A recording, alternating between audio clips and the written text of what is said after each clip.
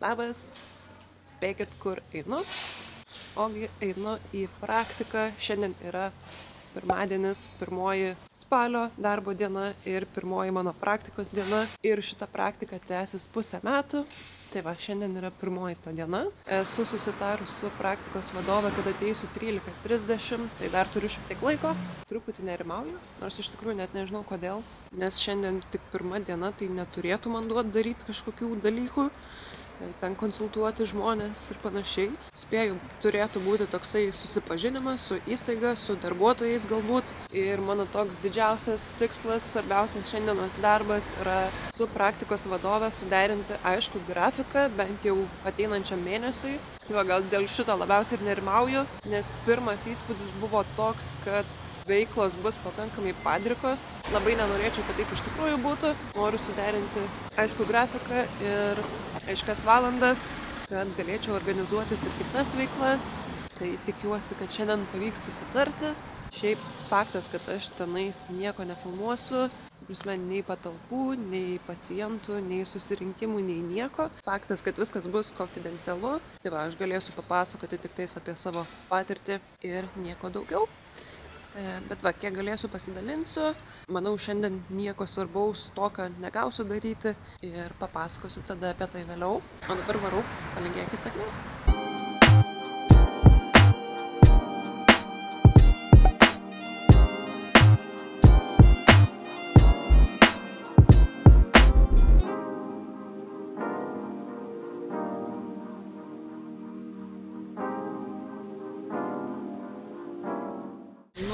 Va, jau ir grįžtu iš praktikos. Užtrukau tik 1 valandą. Tai va, nieko realiai skausmingo.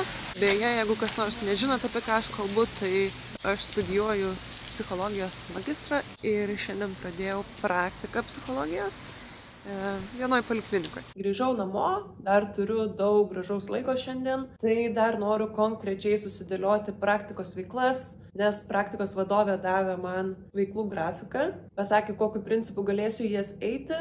Aišku, visur nesuspėsiu, tai reikia išsirinkti. Per tą valandą šiandien praktikos vadovė man aprodė skyriaus patalpas, kas kur yra, kokie kabinetai, kur tualetas, kur virtuvėlė ir panašiai. Tada man davė visų užsiėmimų grafiką ir taip sutarėm, kad šito mėnesio mano tikslas yra sudalyvauti kuo daugiau grupinių užsiėmimų. Čia kalba eina apie tokius užsiėmimus kaip judesio terapija, muzikos terapija, dailės terapija ir panašiai. Tai čia yra visai daug. 18 skirtingų veiklų. Tai va, mano užduotis bus sudalyvauti kuo daugiau jų. Tai šitą mėnesį būsiu tokia stebėtoja. Dar be šitų veiklų susitiksiu su savo praktikos vadove kiekvieną pirmadienį. Tiesiog aptarti savaitės darbą. Turėsiu rašyti jai refleksiją. Tai kiekvieną dieną turėsiu pildyti, kokiose veiklose dalyvavau ir šiek tiek pareflektuoti. Tai va, mes tais pirmadieniais aptarsim tą refleksiją ir kilusius klausimus. Ir dar turėsiu dalyvauti antradieniais ir ketvirtadieniais komandos susirinkimuose. Tai va, tokie dalykai su praktika bent jau šitą mėnesį, kas yra visai čiau, nes dalyvauti, stebėti nėra taip jau sunku.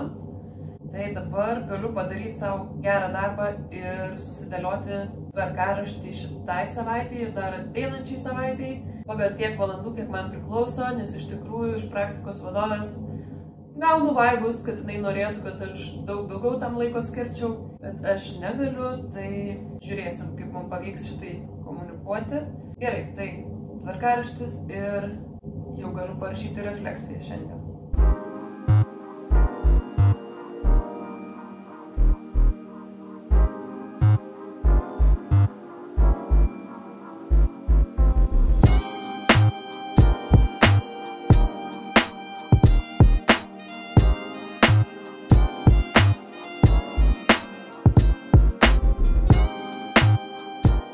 Va, kas ne taip fainai, kaip galėtų būti, tai kad vis dėlto veiklos bus išsimėčiusios po kelias dienas per savaitę. Būtų tobuliausia, jeigu būtų galima ateiti tą 1 dieną ir išbūti 8 valandas.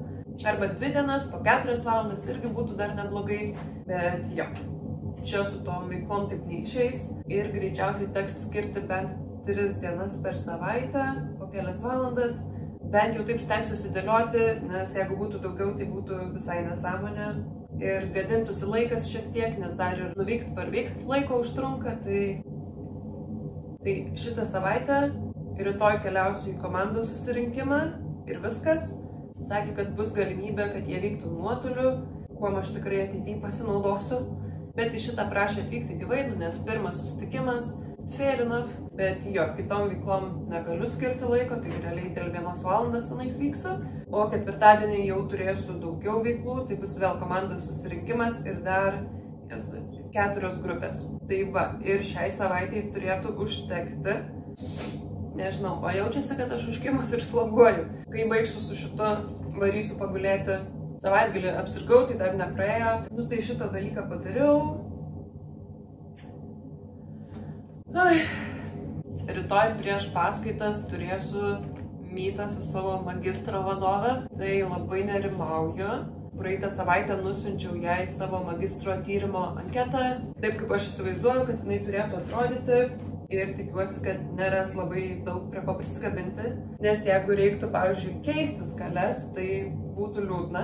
Tai va, aš tiesiog noriu, kad jinai man patvirtintų tą anketą ir galima būtų jau ieškoti tyriamųjų, nes jeigu ne, tai procesas labai apsunks. Tai va, aš realiai likusią dieną gulėsiu lovai ir gydysiuos ir nervuosiuosi dėl magistro.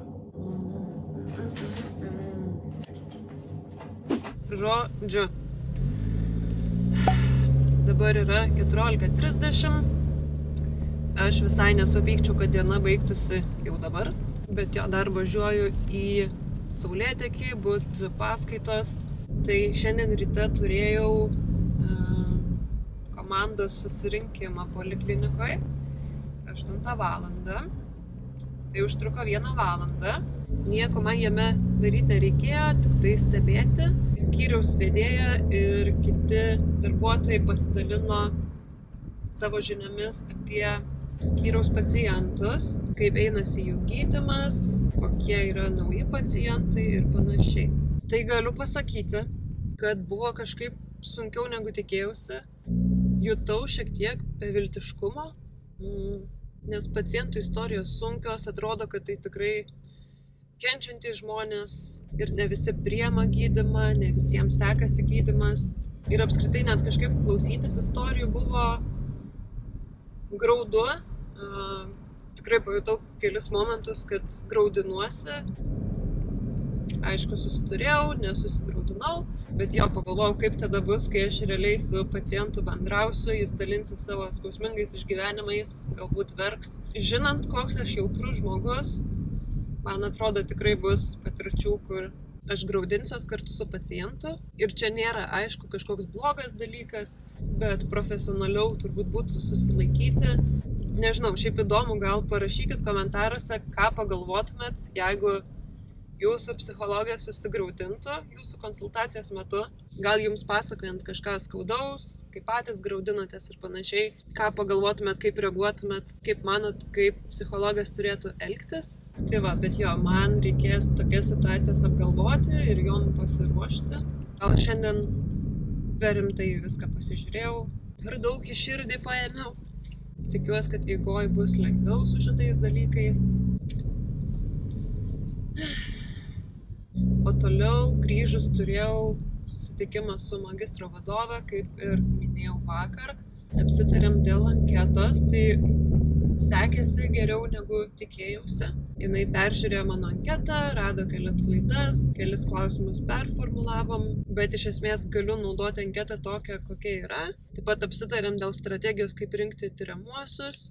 Mano tyrimas nebus super lengvas, nes naudosiu popierinę anketą. Kai dariau bakalauro darbą, mano anketa buvo internetinė, tai buvo tikrai daug lengviau. Tai man reikės rasti žmonės, kurie užpildytų popierinę anketą ir kurie būtų dargi vyresnio amžiaus. Tai va, tokie reikalai.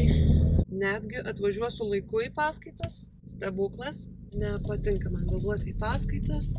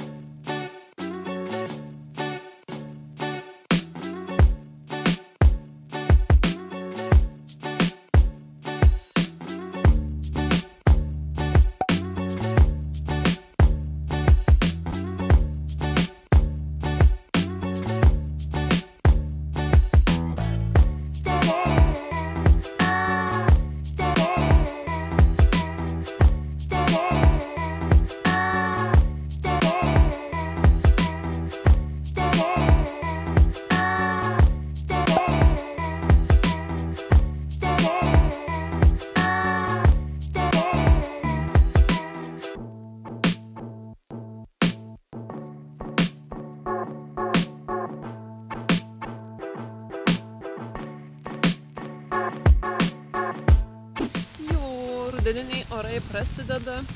Einu į paskaitas. Šiandieną yra 3 paskaitos.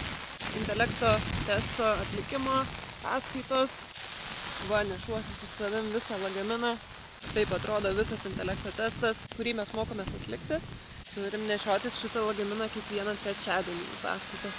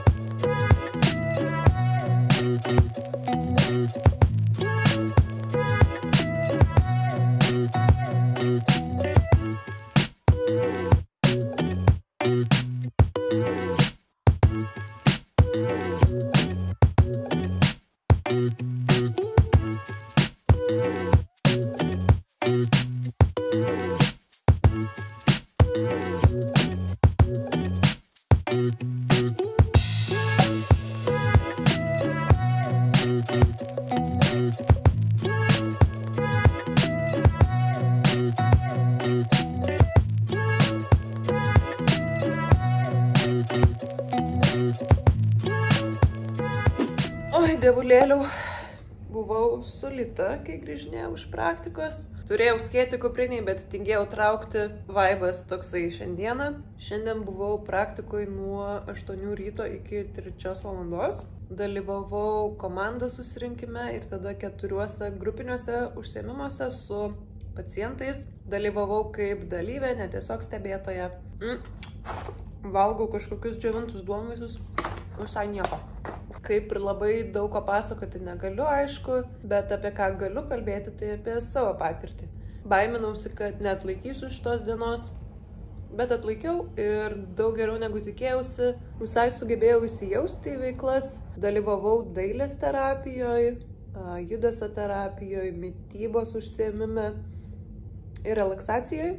Visai man įspūdį padarė dailės terapija. Pasirodė kaip visai stiprus dalykas, kažkaip anksčiau taip negalvodavau. O šiaip šiandien atėjo toksai naujas suvokimas, kad gal ir gerai, kad pasirinkau psichologiją, nes tai iš esmės yra labai, nežinau kaip apibūdinti, bet neskubinanti veikla, lėta veikla. Atrodo, tarsi laikas būtų sulėtėjęs ir gali to laiko duoti savo kiek reikia, kad pajaustum, ką jauti, kad suprastum, ką galvoji. O aš esu šiaip toksai lėtesnis žmogus, tikrai mėgstu lėtą tempą, ramybę.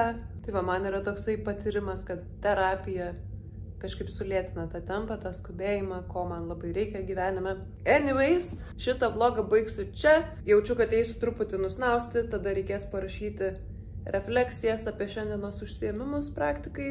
Išsimaudysiu ir, nežinau, tiek žinių. Jeigu jums patinka, ką matot, tai please pasubscribinkit. Ir mane pamotyvuosit, nėra lengva vloginti šitus 2 metus. Ir tada mes pasimatysime kitame video, tikiuosi labai greitai. Ate!